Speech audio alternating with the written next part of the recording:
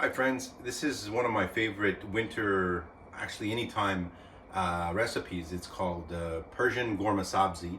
It's a meat stew with kidney beans and freshly chopped herbs, and it's always served with basmati rice. So today I'm going to walk you through it.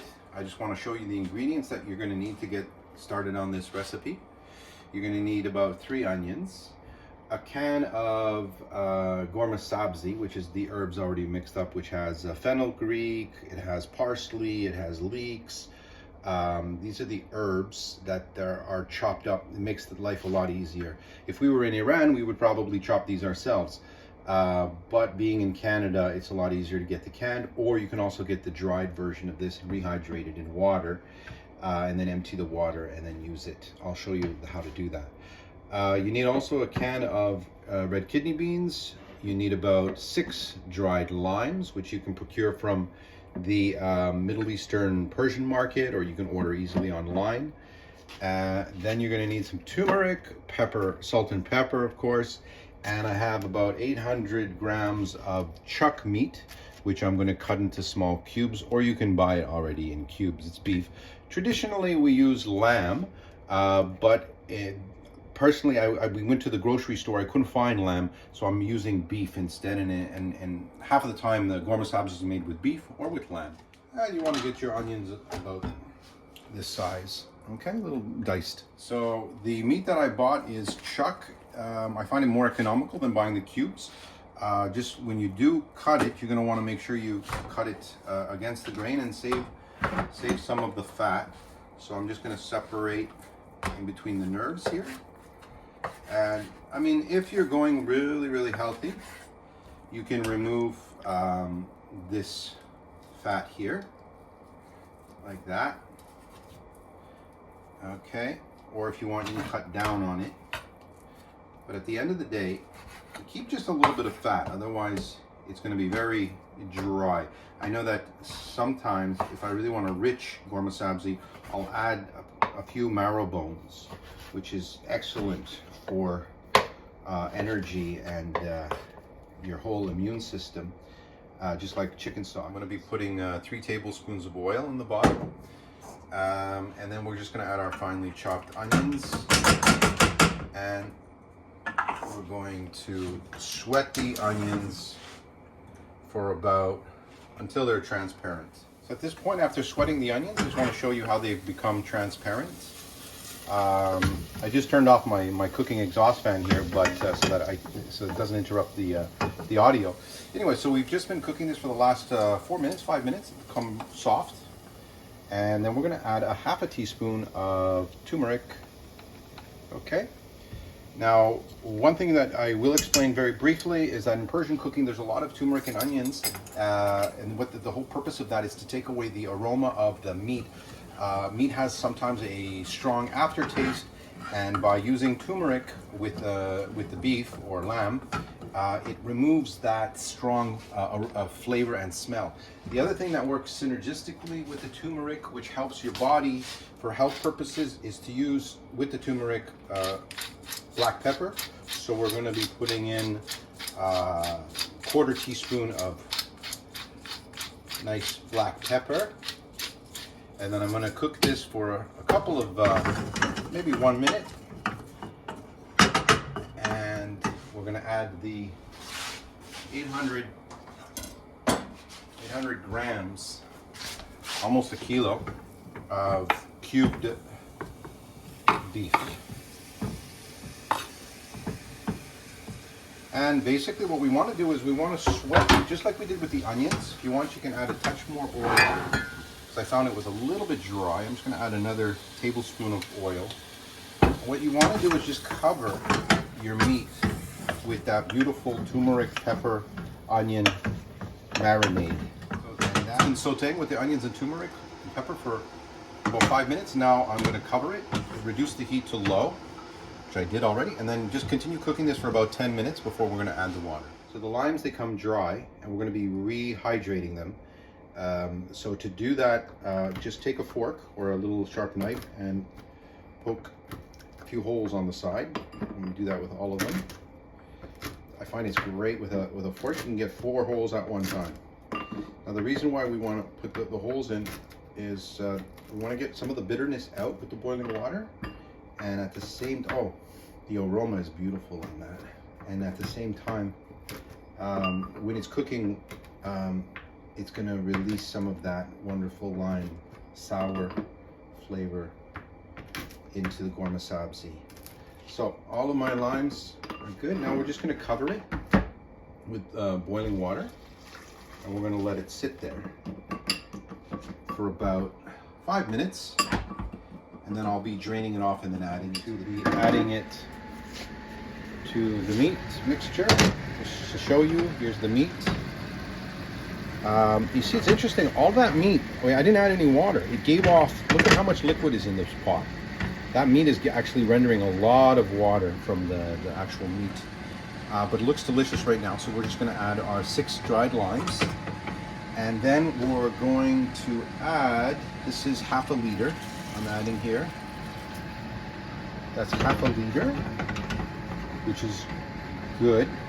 And we want to basically, depending on the type of pot that you have, the idea is that you want it to cover your meat and you want to simmer it. If you boil your meat, what's going to happen to the chunks of meat? They're obviously going to give it. So to go with our Ghormeh Sabzi, we're going to be making traditional steamed basmati rice.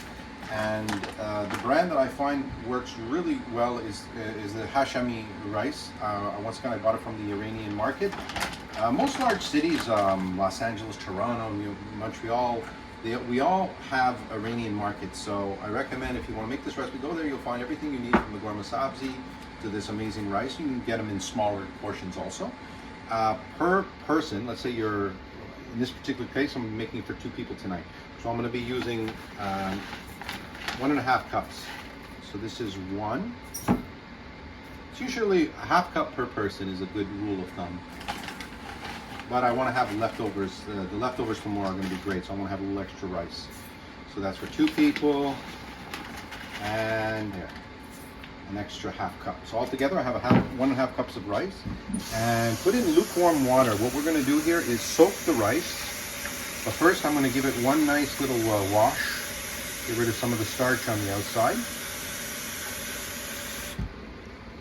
The rice will sink to the bottom. Just go slowly here. And then once again, I'm going to fill it up again with warm water, lukewarm water, and I'm going to let it sit there for 1 hour. Because this particular rice, it's okay because it's going to take about 2 hours to make your stew, the Ghormeh Sabzi. So do this midway through your cooking of your stew, and what happens with this rice, it kind of puffs up a little bit and it shortens the cooking time. So that's a little trick. Let your rice soak. So you basically just need that much, okay?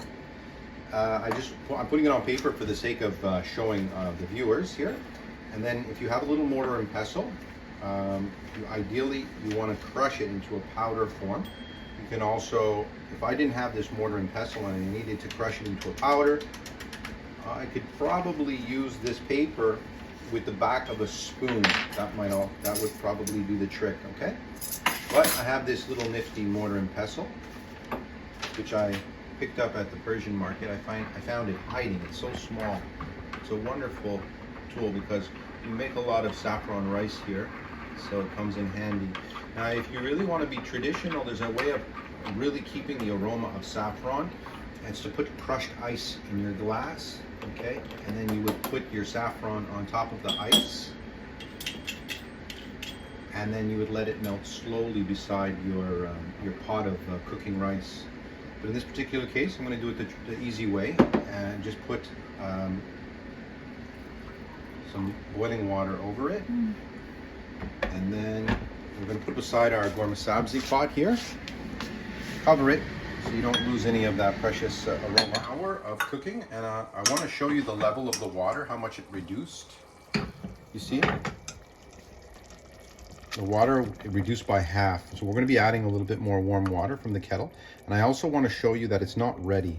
And take a piece out, okay? Don't worry about this. This is how you're going to know if it's ready. We haven't.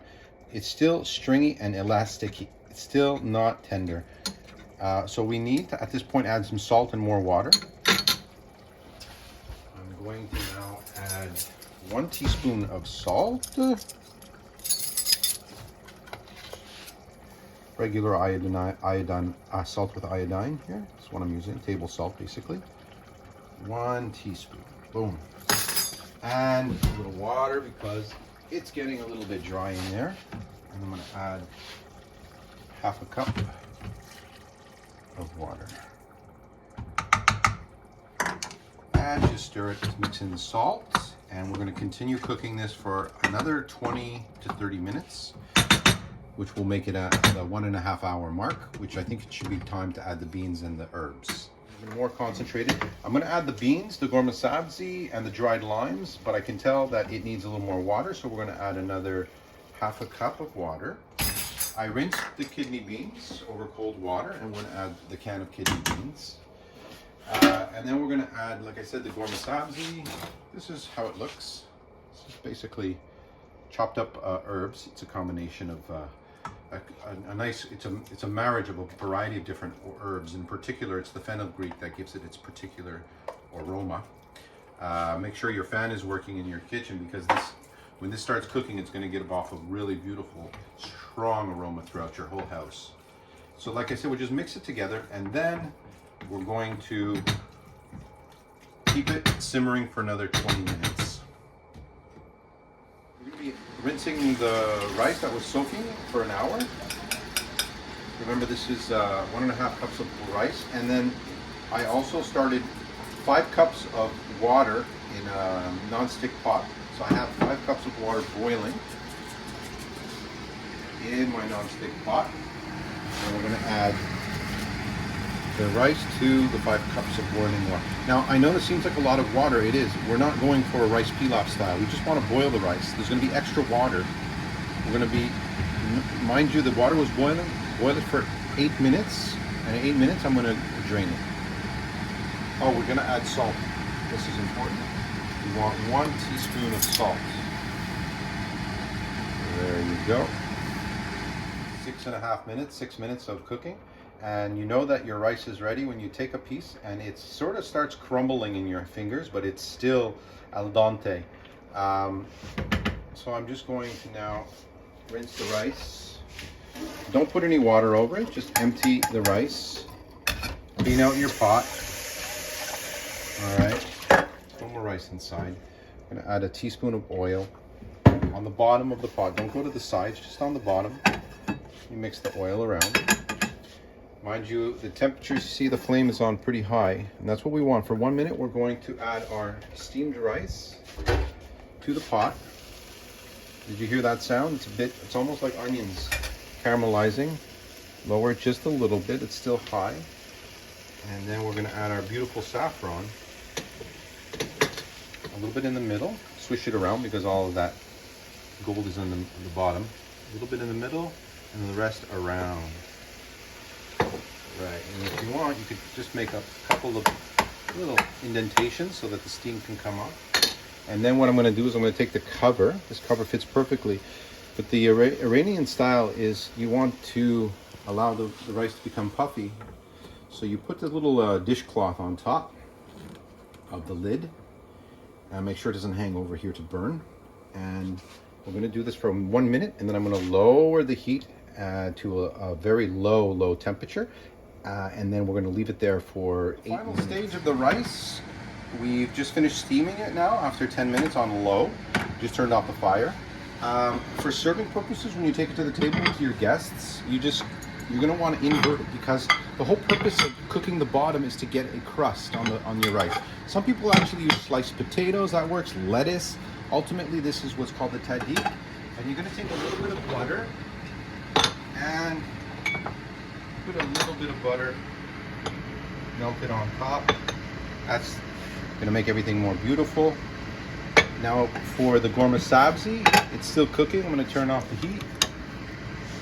And you know that it's ready when you Ghormeh Sabzi. You see how much liquid there is here?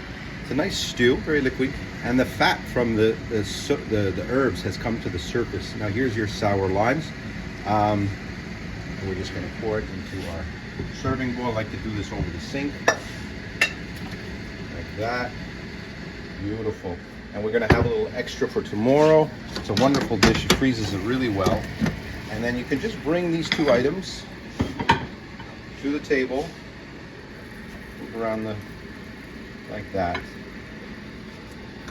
And here is your beautiful Ghormeh Sabzi. Look at this meat. I just want to show you how tender that's going to be. And you serve a nice scoop of this with a nice wedge of the rice. And some people like this top, it's very crispy. And that's it. Enjoy. But I hope you try this recipe. If you have any questions, share it in the comment section, and we'll be cooking again soon.